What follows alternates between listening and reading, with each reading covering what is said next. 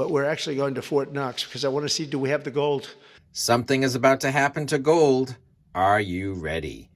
Things are moving fast with gold. President Trump wants to audit the gold at Fort Knox and personally wants to see the gold.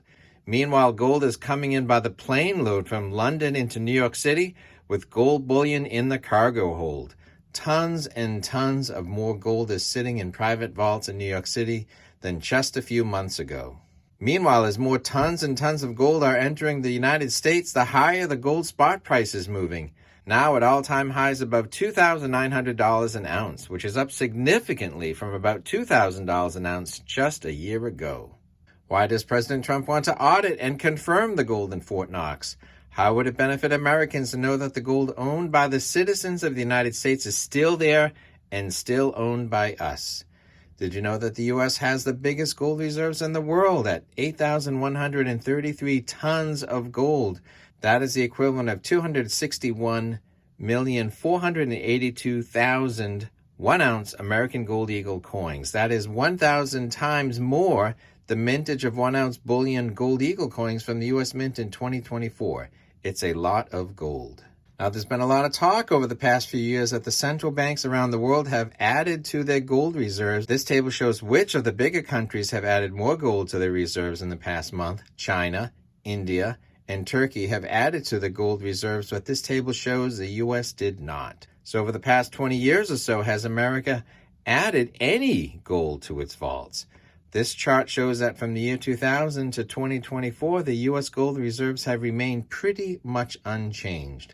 No additions, but also no subtractions. Is there doubt that the U.S. has the gold that it claims it has? Look at this comment from Senator Mike Lee, who has been repeatedly denied from getting an inspection or site visit of the gold holdings at Fort Knox. Did you know that President Franklin Roosevelt was the last sitting president to personally see the gold at Fort Knox?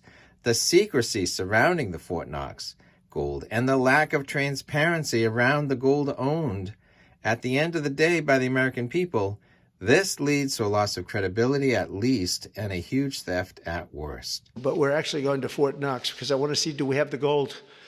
Do we still have whatever it is, tons of gold? I hope we do. Wouldn't that be disappointing? Fort Knox, you grow up hearing about Fort Knox, you can't get in, you can't even see it, nobody sees it.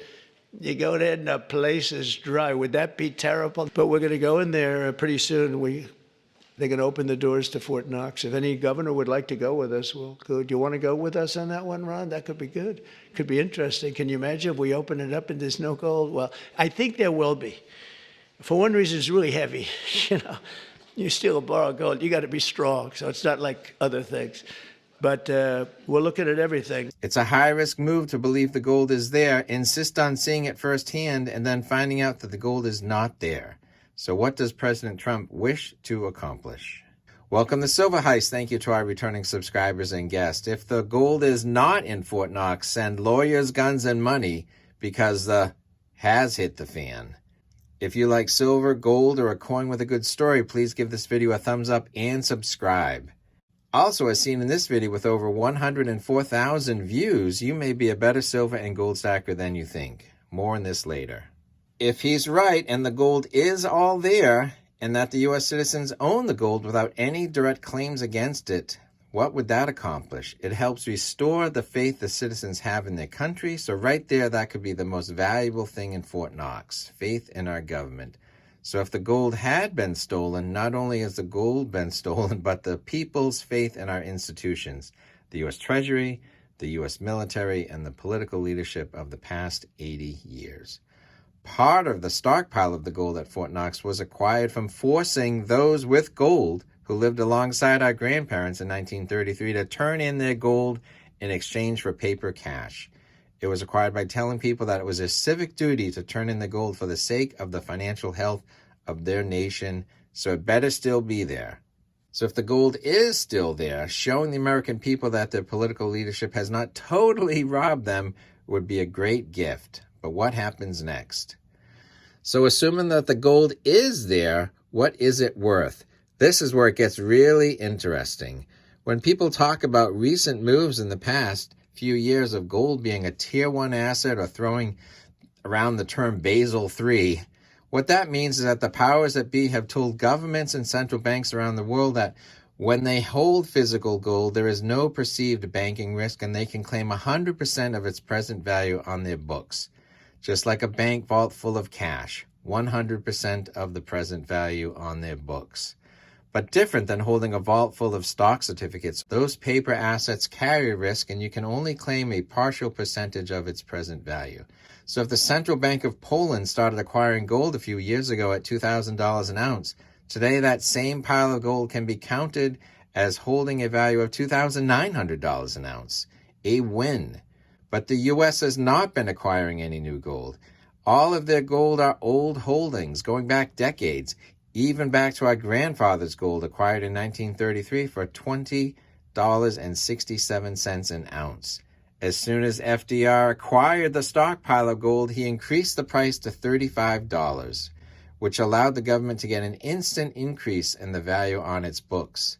So 90 years later, with gold at record dollar values, what does the U.S. place as a value on the U.S. reserves in Fort Knox and other locations?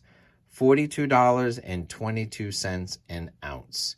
So while every other country in the world is claiming the gold is worth $2,900 an ounce or the present market value, the U.S. is claiming our gold is only worth $42.22. What's up with that? If your wife ever doubted that all the family money that you were spending on coins that was stored in your vault, if she doubted even for an instant that that gold did not exist, that would be a problem. A different problem would exist if she believed the coins were in the family vault, but that she kept getting annual letters from your accountant that said each 1 ounce gold coin was worth $42. So if you bought gold at $500 an ounce, $1,200 an ounce, and you continued buying at $1,800, $2,000, even $2,500 an ounce, on the one hand, you'd be doing great, but not if your accountant was undercutting your success by telling your wife that all those purchases were worth $42 an ounce. With a present value of $42 an ounce, do you think your wife would let you buy any more gold coins? So this is speculation on my part, but something is about to happen to gold. Something is about to happen to gold in the U.S. With plane loads of gold moving from London to New York City, there's a tantalizing pile of gold within our shores that is privately held. Why is it here? Is it really moved over just because the possibility of tariffs or of imports into the United States? So what does this Trump gold audit accomplish? Well, one, if the gold is there, it restores the faith of Americans in some of our institutions. Two, with an audit on gold, it puts a spotlight on the value of gold. With 8,000 plus tons of gold, but valued at $42 an ounce, that's a ridiculous value. But I would speculate that the U.S. would immediately establish a true value of gold reserves to the present market value of $2,900 an ounce. Not to sell it, but to establish its true worth. Valuing the gold at fair market prices puts $750 billion additional dollars on the U.S. books as an asset. So while Doge is thrilled to be cutting $500 billion, $1 trillion, or even $1.5 trillion in wasteful spending, but simply valuing this now proven stockpile of gold at its true market value helps the U.S. balance sheet by $750 billion.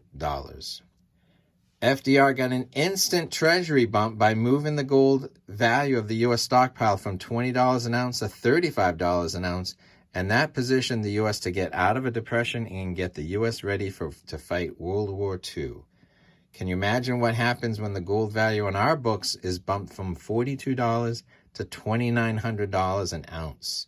You can take that $750 billion and put a dent in this year's federal deficit and not spend it at all, or you can invest it and spend some of the dollars on Greenland or the Panama Canal, or you can spend the dollars on new gold, such as all that gold that coincidentally has been moved from London to New York City. The U.S. could literally almost double the amount of gold in its reserves by putting the fair market value of its gold and using that, quote, found money dollars on its books to buy more gold. It may seem like an accounting gimmick, but it makes more sense than minting a 1 ounce platinum coin and selling it for $1 trillion. Some may say fixing an accounting problem is a gimmick, but pricing your gold at $42 an ounce when everyone else in the world gets to claim the value at $2,900 an ounce, that's accounting suicide. It makes no sense. I'd speculate that counting the gold in Fort Knox is step one, and it will immediately lead to a re-evaluation of all the U.S. gold to the fair market price. What our government's next move with that, quote, found money is anyone's guess, but there can be no denying that it puts a major spotlight on the true value of gold, which will only make more governments and more people want to hold it. So, are you holding gold, and would you like to hold more? Something is about to happen to gold. Are you ready? Now, if you want to know the 7 signs that you may be a better silver and gold stacker than you think, you're going to want to watch this video next.